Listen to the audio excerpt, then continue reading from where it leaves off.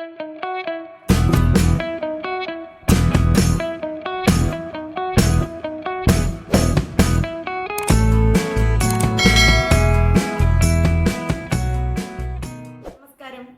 To Prabhas veggie world.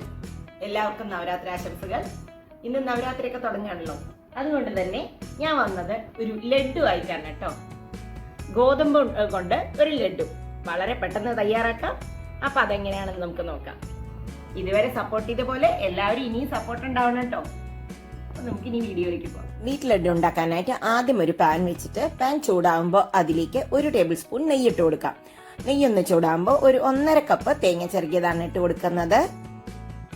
നല്ലവണ്ണം ഒന്ന് just ഒന്ന് ചൂടായാൽ മാത്രം മതി. നെയ്യിൽ ഒന്ന് മൂത്താൽ മതി. ഒരുപാട് നേരം ചോക്കേണ്ട ആവശ്യമൊന്നുമില്ല. ഒരു 2-3 മിനിറ്റ് ജസ്റ്റ് ഒന്ന് വഴറ്റിയെടുത്താൽ മതി കേട്ടോ. ഇപ്പൊ ഏകദേശം ആയിട്ട് ഞാൻ പാത്രത്തിലേക്ക് മാറ്റിയിട്ടുണ്ട്. ഇനി അതേ പാനിൽ തന്നെ ഒരു 2 ടേബിൾ സ്പൂൺ നെയ്യ് ഒഴിച്ചിട്ടുണ്ട്.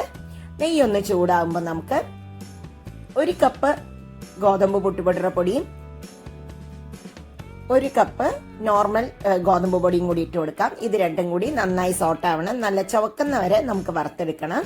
ഇത് ഗോതമ്പ് പുട്ടുപൊടി ഉപയോഗിച്ച് കഴിഞ്ഞാലുള്ള ഒരു ഗുണം എനിക്ക് തോന്നിയത് അതിൽ തവിടിന്റെ അംശമൊക്കെ ഉള്ളതുകൊണ്ട് അതും ഈ ലഡുവിന് നല്ലൊരു ഫ്ലേവറും ടേസ്റ്റും കൊടുക്കും. ഇത് രണ്ടും കൂടി നല്ലവണ്ണം ഫ്രൈ ചെയ്ത് വരണം നമുക്ക്. അപ്പോൾ അതുകൂടാതെ ഈ സാധാരണ വീറ്റ് വറുക്കാനും ഈ ഗോതമ്പ് പുട്ടുപൊടി ഇടുമ്പോൾ നമുക്ക് കുറച്ചും കൂടി നല്ല എളുപ്പമായിട്ട് തോന്നിട്ടോ. ഇതൊരു ലോ ടു മീഡിയം ഫ്ലെയിമിലേ കുക്ക് ചെയ്യാൻ പാടുള്ളൂ. ഒരുപാട് ചൂടാക്കി വെക്കരുത്. ചുവക്കുന്ന വരെ വറക്കണം കേട്ടോ. ഇത് കണ്ടോ, അത് നല്ലവണ്ണം കളറൊക്കെ മാറി ഏകദേശം റെഡി ആയിട്ട് നല്ല മണം വരുന്നുണ്ട് കേട്ടോ. ഒരുപാട് ഗീ ഇതിലിപ്പോ വേണ്ട. ഇനി ഇതിലേക്ക് നമുക്ക് ആ വറുത്ത് വെച്ചിട്ടുള്ള ചൂടാക്കി വെച്ചിട്ടുള്ള തേങ്ങ ഇട്ട് കൊടുക്കാം. അതും ഇട്ട് നല്ലവണ്ണം ഒന്ന് മിക്സ് ചെയ്ത് കൊടുത്താൽ മതി. എല്ലായിടത്തേക്കും ഈ തേങ്ങയും ഗോതമ്പ് പൊടിയൊക്കെ ആവുന്നവരെ പോലെ. ഇത് ഇങ്ങനെ തന്നെ കഴിക്കാനും നല്ലൊരു ടേസ്റ്റ് ഉണ്ട് കേട്ടോ. കഴിക്കാൻ അവലോസ് പൊടിയൊക്കെ കഴിക്കുന്ന വഴി നല്ലൊരു ടേസ്റ്റ് ഉണ്ട്. ഇനി നമുക്ക് ഇതിലേക്ക് ആവശ്യത്തിന് മധുരമാണ് ആഡ് ചെയ്ത് കൊടുക്കേണ്ടത്.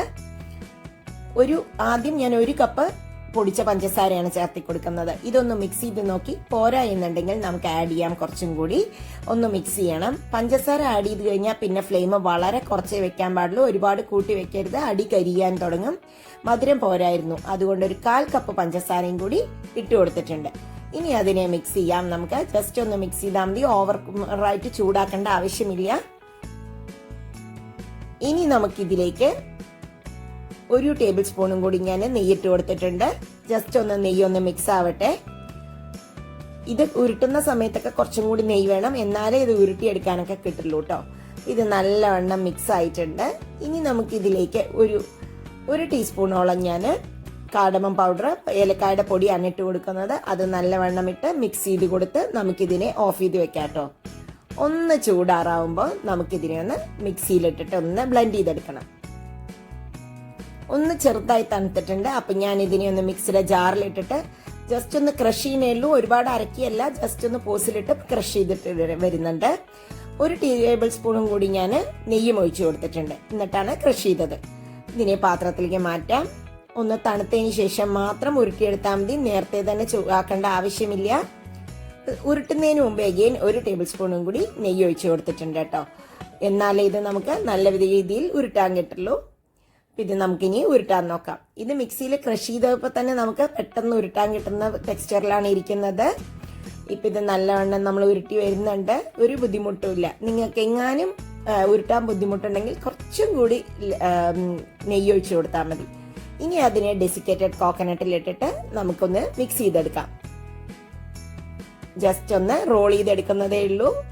ഒരുപാട് നേരം ഒന്നും ചെയ്യേണ്ട ഒരു ആവശ്യമില്ല. പെട്ടെന്ന് തന്നെ ഒരു 10-20 മിനിറ്റ് കൊണ്ട് നമുക്കൊരു നല്ലൊരു അടിപൊളി ലഡു, വീറ്റ് ഫ്ലോറിന്റെ ലഡു കിട്ടിയിട്ടുണ്ട്.